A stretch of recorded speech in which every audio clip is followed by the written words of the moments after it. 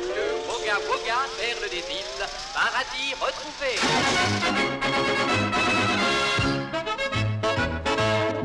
Comme chaque année, les Forts des Halles sont venus apporter au président de la République le muguet porte-bonheur. C'est un peu de printemps qui entre à l'Élysée. De part et d'autre du 38e parallèle, les combats continuent sans qu'une solution pacifique du conflit semble possible. En Corée, c'est la guerre. Mais en Floride, de jolies baigneuses font de l'aquaplane.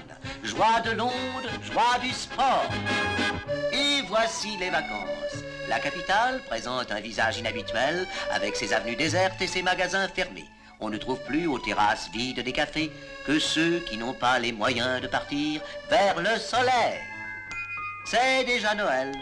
Les rues ont retrouvé leur animation joyeuse, mais ils sont nombreux les citadins qui ont quitté la ville pour retrouver sur le grand tapis blanc les plaisirs de la neige.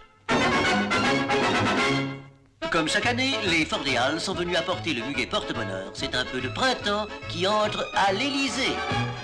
Et voici les vacances. À Saint-Tropez, où Brigitte Bardot vient d'épouser Jacques Charrier, à Saint-Tropez, de jolies baigneuses font admirer le charme de la mode estivale. Cependant, que sur le port, on applaudit aux acrobaties d'une célébrité locale qu'on a surnommée l'increvable. C'est déjà Noël. Les rues ont retrouvé leur animation joyeuse, mais ils sont nombreux les citadins qui ont quitté la ville pour retrouver sur le grand tapis blanc les plaisirs de la neige. Comme chaque année, les Forts des Halles sont venus apporter un peu de printemps à l'Élysée. À Wall Street, à la bourse de New York, une agitation fébrile s'empare des financiers qui apprennent qu'une matière première vient d'atteindre une valeur record, l'aluminium. C'est déjà Noël. Les rues ont retrouvé leur animation joyeuse, mais ils sont nombreux les citadins qui ont quitté la ville pour retrouver sur le grand tapis blanc les plaisirs de la neige.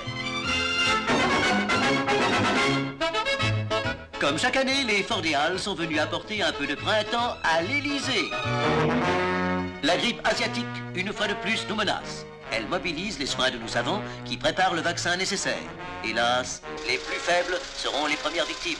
Et tout d'abord les vieillards. Les vieillards dont les forces déclinantes